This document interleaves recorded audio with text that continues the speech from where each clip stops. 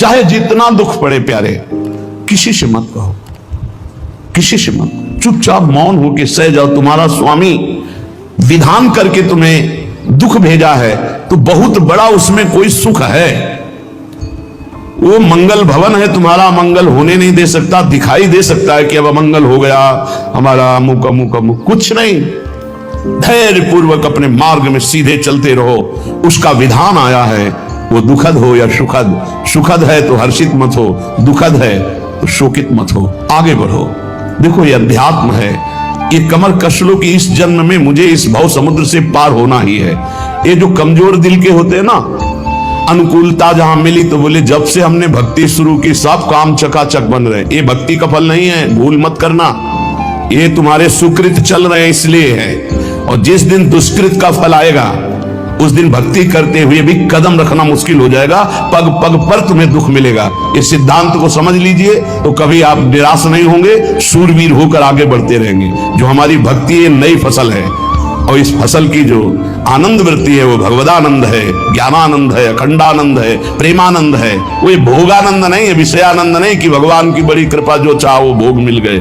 ये सुकृतों के फल है। ये सुकृत और दुष्कृत दोनों को यही नष्ट कर दो और निकल चलो भगवान की परम धाम में, जहां नित्य सेवा सुख का आनंद से चरिया ले रही है। श्रीपाद कह रहे संतर्जयस ताड़यन, कोई मुझे बहुत डांटे भर्त्सना करे और ताड़यन पिटाई भी कर दे, मुझे कुछ कभी शिकायत नहीं करनी प्रभु से। देख रहे हैं ना, वो उन्होंने विधान किया है ना कि इसको पीटो, तो हम चुपचाप पीट लेंगे, किसी से नहीं कहना। रहीमन मन की मन व्यथा रखिए मन में गोए, सुनिठ ले हैं लोग सब बाट में। इसलिए असंगो हम, असंग किससे कहें अपने दुख सुख की बात। अपना दिल तो दिलवर को दे दिया, जो बीते सो दिल तो उनके पास है, वो तो जाने दुख सुख की बात, हम क्या जाने, हम तो बस आपके हैं। मौन, अपने विषय में न सुख की बात करे न दुख की, मौन बात करे तो प्रभु की करे, नहीं तो मौन। मान लीजिए अगर ये मौन आप धारण कर लेंगे तो निकल जाएंगे माया से, नहीं तो किसी की निंदा कर देंगे, किसी का ऐसा कटु वचन बोल देंगे, परुख वचन बोल देंगे, भजन छीन हो जाएगा, भजन करने की वृत्ति नष्ट हो जाएगी। जीवन में अगर कोई हमें कष्ट दे रहा है तो हमारा कर्म है, ना कि कोई व्यक्ति। ये बिल्कुल सिद्धांत तक चर्चा समझ लो।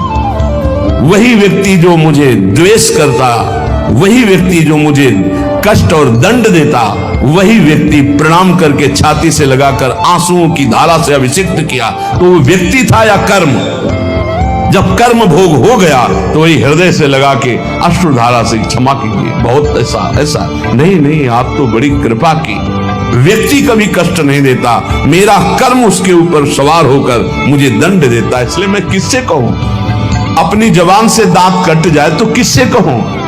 ये जो दांत, इससे जबान हमारी पीड़ा को किससे कहूं? अपने हाथ से चोट लग जाए किसको कहूं? ऐसे सब आत्मस्वरूप हैं, हमारा कर्म ही उनके ऊपर सवार होकर हमें दंड दे रहा है। इसलिए भाई श्रीपाद का सिद्धांत जो कह रहे कि अगर भगवत प्रेम प्राप्त करना है तो मुंह बंद। ना कभी वो रूप था, ना कभी वो रूप मिलेगा।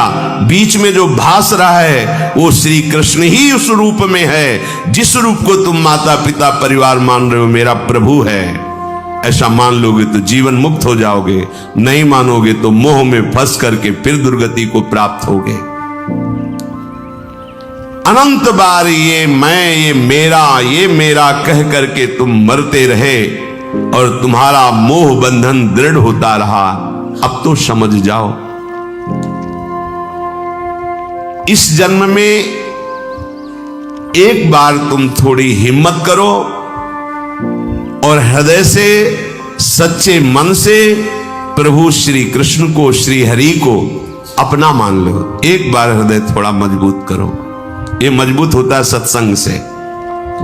और पुकारो कि प्रभु मेरे हो आप, पुकारो मीरा जी की तरह, मेरे तो गिरधर गोपाल दूसरो न कोई, है ही नहीं दूसरा। जैसे आप कह दो फिर ये सब वास्तविक नहीं है, केवल भास रहा है, तो हंसी आती है।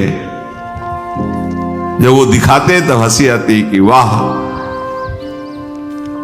बड़े प्रवीण हो आप, छुपने में बड़े प्रवीण हो।